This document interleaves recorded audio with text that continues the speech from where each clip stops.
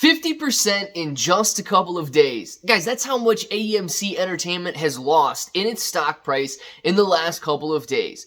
Shooting up to roughly $9 per share after hours on news that the settlement may not go through. On news that Judge Zern has showed a little bit of self-respect and blocked that settlement from happening.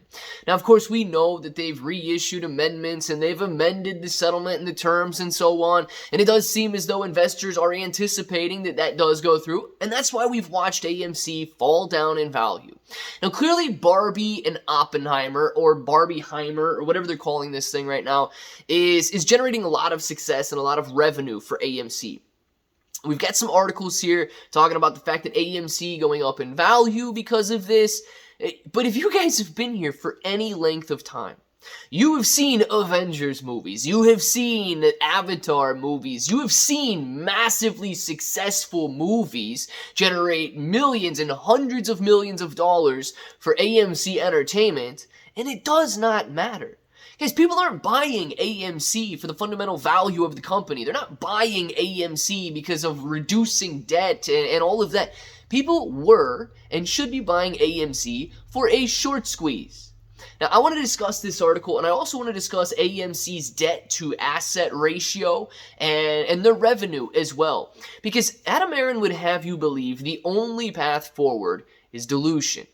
We're basically sitting, and potentially in an even better spot than we were pre-pandemic. 2019 levels. Let's talk about the numbers, and if it sounds like something you're interested in, let's get started.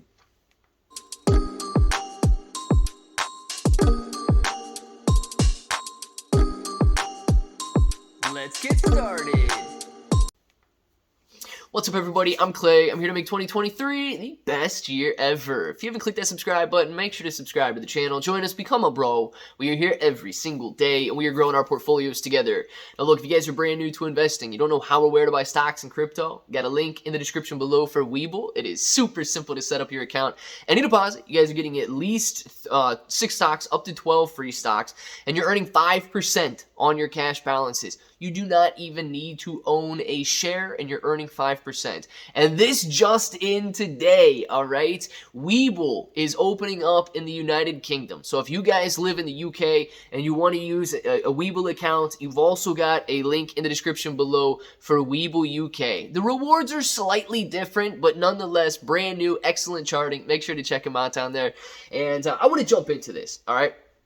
I want to jump into this article here and then go into some numbers for AMC stock. It said AMC stock jumps on Barbieheimer's success. And the jump was very, very short-lived.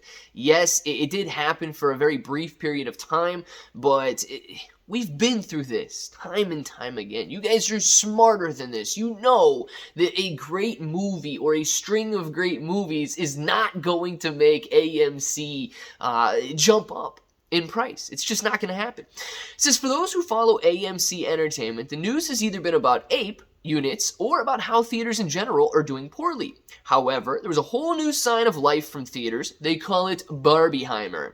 It was enough to send AMC stock up over 7.5% at one point in Monday afternoon's trading. Guys, I cannot, will not, and nobody should attribute any of the success to AMC and their increase in revenue because of Barbie, because of Oppenheimer, because of any movie. I mean, look at Avatar breaking records. There was another one, Spider-Man. Spider-Man was one that came out that broke massive amounts of records as well. And you guys can think back over the last couple of years how that hype slowly, or quickly, I should say, fades away, and AMC slowly gets right back into the position that it was before. Barbie and Oppenheimer. One is about the popular children's toy. Okay, you guys know what they're about. You've already seen them. Barbie made over $93 million in its second week. That is almost unheard of in the theater industry.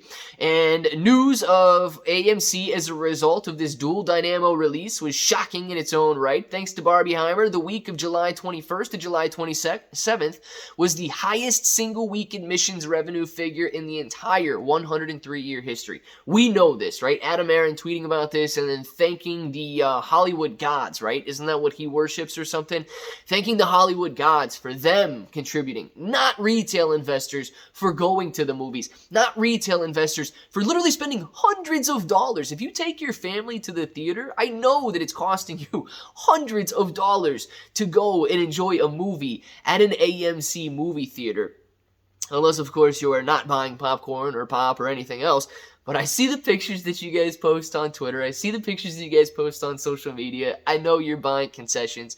And the fact that concessions revenue are at record highs as well, I know that people are spending there. Now, AMC and Adam Aron, he often compares AMC to pre-pandemic levels and 2019 highs, right?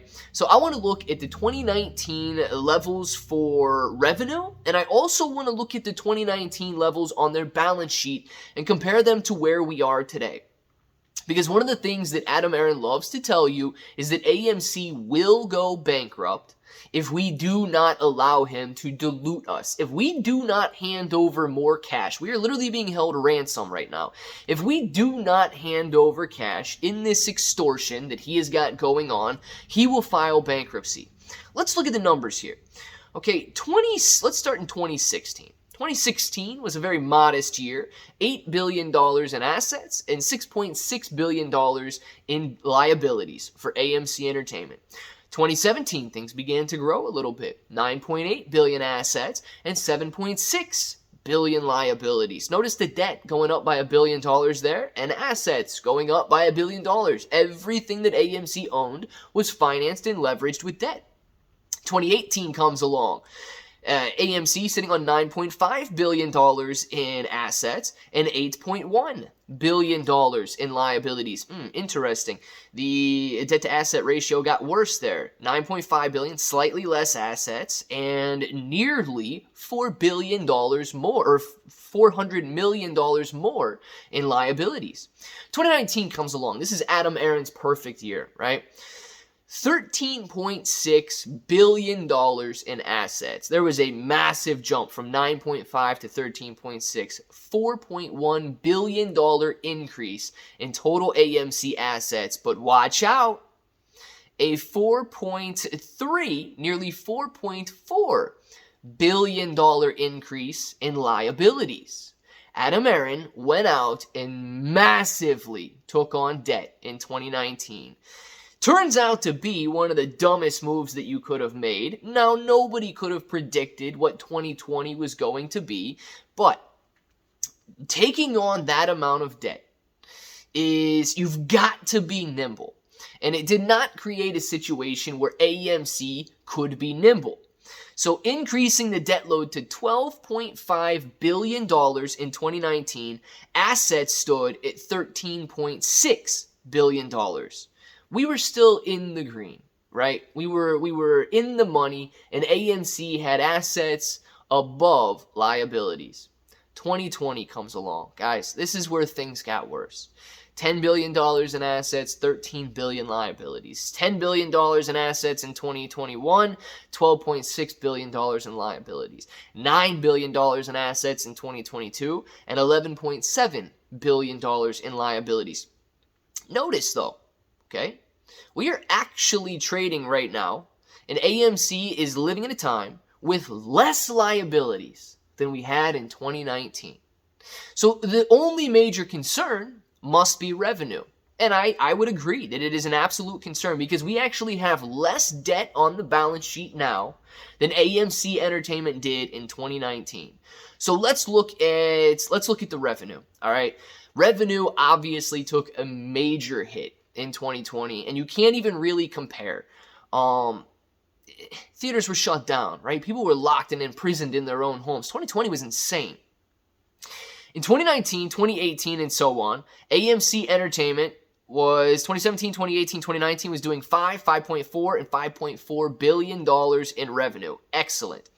We are right back up there, guys. 2022, we saw $3.9 billion. We are already doing better than we were in 2022. We should be seeing $4, possibly even $5 billion in revenue in 2023. So tell me, why would AMC be facing bankruptcy when we have less debt on the books? Revenue, it's been a tough go. It's been a very hard few years. We have not filed bankruptcy yet, but revenue now is ticking back up to those pre-pandemic levels. And if it doesn't reach it in 2023, it should absolutely reach it, as Adam Aron expects, in 2024. So if we have less debt on the books, just the same amount of revenue coming in, the only conclusion that you can come to when Adam Aron is begging for this money is that it is an easy gold mine. It is an easy, open, safe bank account for him to reach his hand into your pocket and take it. It is absolutely unnecessary for that, for the dilution to take place. Adam Aron can run a more efficient AMC.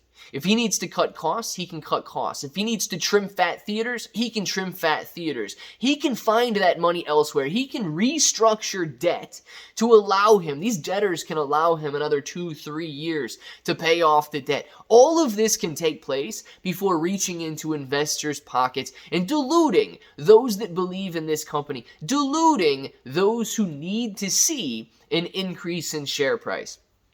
It can be done. There's just an easy way out.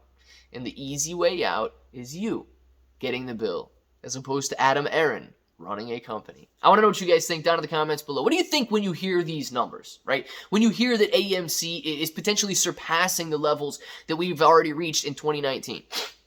Let us know what you guys think down in the comments below, and if that button right there is still red, make sure to click it, subscribe to the channel, join us, become a bro. We are here every single day, and we are growing our portfolios together. ClayBro 883 everywhere, 6 to 12 free stocks on Webull, KuCoin, and Binance, free Discord, and until the next time, hope that each and every one of you have an awesome day.